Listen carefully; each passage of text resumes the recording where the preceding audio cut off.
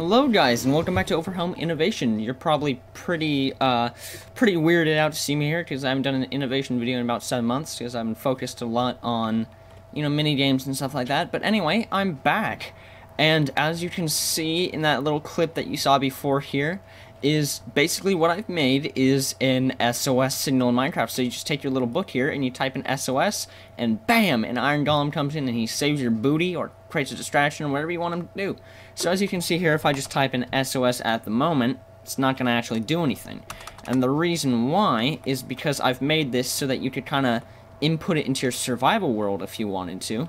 And, because it'd just be like a helpful little thing. So basically, the first thing you have to do is actually build your iron golem. So here you see 2 iron blocks, and 1 pumpkin. So that's normally how you build your iron golem. So let's just see how this works. So when you, basically, I'm just going to show you this step through step. So let's open up a little hole there. So when you put 1 iron block in here, 2 iron blocks, and you can see it says iron blocks number 1 done. And you can see that there are 2 blocks placed. So basically what this is doing is it's just using a little item filter to test when I have 2 iron blocks. Just drops down to there. Obviously I've done this before a couple times. And then basically the first command block it triggers sets this block to stone, and I'll come back to that in a second. Second one says iron blocks number 1 is done. And then the third thing it does is it just triggers this redstone, so that it lets exactly 2 blocks through the hopper, and it's transferring through the command block, by the way, and it's setting this block above this one into stone so that you can't actually activate it twice in a row and mess things up. So let's just drop this into the next one. Iron blocks 2 done, and a block placed, another block placed. So I'll have the opportunity to tell you what this does right now. Is basically these 3, which were redstone blocks, are actually preventing the rest of the system to start up. As you can see here, since the power in here, this repeating circuit isn't really doing anything. It's just sitting there, just pouting off, but it's not actually accomplishing anything yet. So now, the next thing you have to do is obviously just go out and drop your pumpkin in. Here's the last part. It says, block placed, pumpkin done, SOS ready. So basically what this did here is since it stopped triggering the redstone here, it allowed this redstone torch to trigger, which went in here, and it just says /say SOS ready.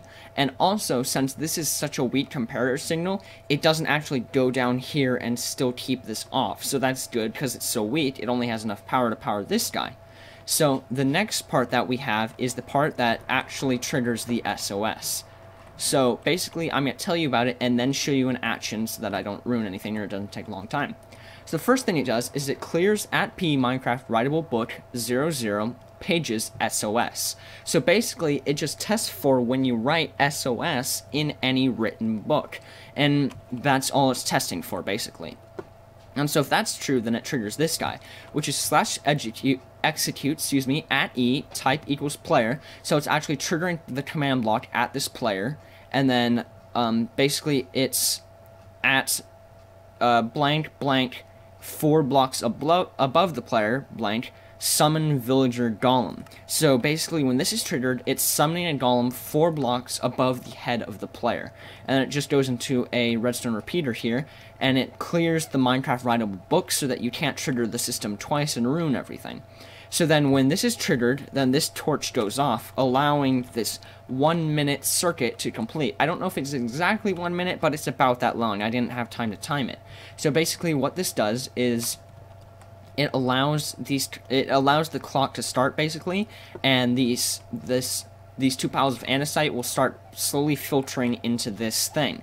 Into this hopper, professional words, so that when this turns off, because of the fact that there's no more andesite in it, it will actually allow the clock to trigger again, and will also unpower this, making it so that you can power this guy, which will actually kill the villager golem. So after about a minute, it will kill the villager golem.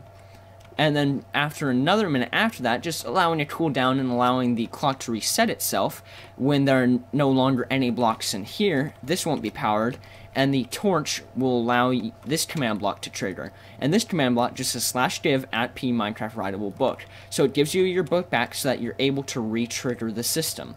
So let's just see this in action. So I'm just going to fly out here, and I'm not actually going to spawn any zombies or anything. I'm just going to look at the sky so you can see them falling. and just type in, just type in SOS. So you can see he fell from the sky, and as you can see down here, it says object successfully summoned. So it successfully summoned the Iron Golem and cleared the inventory of Daniel Martini, removing 1 item. And basically enough, when you get inside here, you can see these little gray strips that are separating the floor, and these are just separating each of the components. So the first component, the red wire, is the items. The second component, the black wire, is the trigger to make this go off, I guess you could call it. And then the next set of command blocks is just making this part, which is the part that has the whole villager golem spawning thing. And then the next gray piece, which is the light gray wire, is the clock, and the orange wire is basically what's just allowing this to work. And so there should be about, as you can see there, I just timed it perfectly, and as you can see, it killed the villager golem. So if we just go back up here, then the villager golem is goodbye-bye. Goodbye-bye. Goodbye-bye. And if we just go back down here, we can see that this timer is slowly filling up.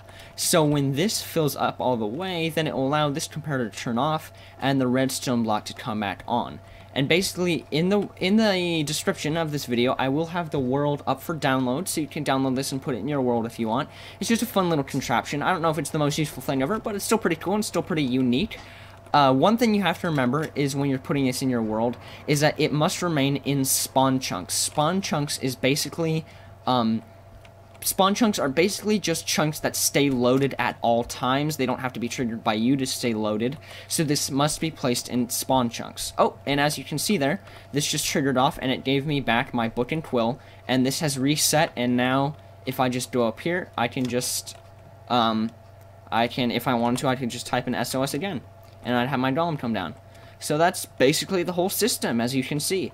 And back to what I was saying, is that spawn chunks, basically, in Minecraft, when you go to new chunks, it loads them automatically, whereas chunks like the spawn chunks are already there, basically. It's kind of hard to explain, but spawn chunks basically are always there and are always loaded so that all of the redstone can stay activating. Whereas any new chunks that you go into, you'll actually have to update them personally and get within the range to basically trigger redstone and item changing and stuff like that. It's kind of hard to explain. I have a terrible job of explaining it. Basically, the whole point of me saying this is that you just have to place it in spawn chunks. Yep, that's pretty much all. So anyway, so we're gonna say goodbye to our friend Jeremy here. We're just gonna give him a hug. Oh, we killed Jeremy. We were just trying to give him a hug. Okay, anyway, I hope you guys enjoy this innovation video. Please remember to drop a like, and remember the world download, or not the world download, excuse me, the schematic download is going to be in the description. Also, it uses an add file link, and that just supports me, so please don't, like, rage or anything like that. Alright, anyway, guys, I'll see you later, and we'll have more innovation videos coming up in the future, stuff like this, and I hope you enjoy. Goodbye.